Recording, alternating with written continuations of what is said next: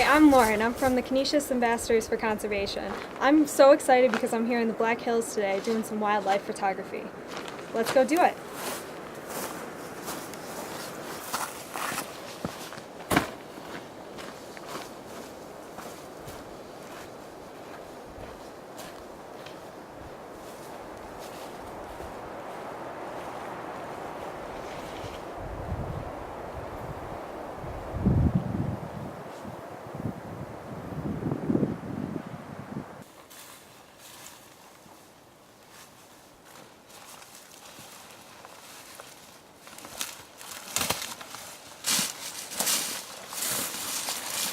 The thing that's great about nature photography is that it's an alternative to sport hunting, and you get to enjoy the same things. You get to be outside and you get to enjoy the wildlife and just have a good time.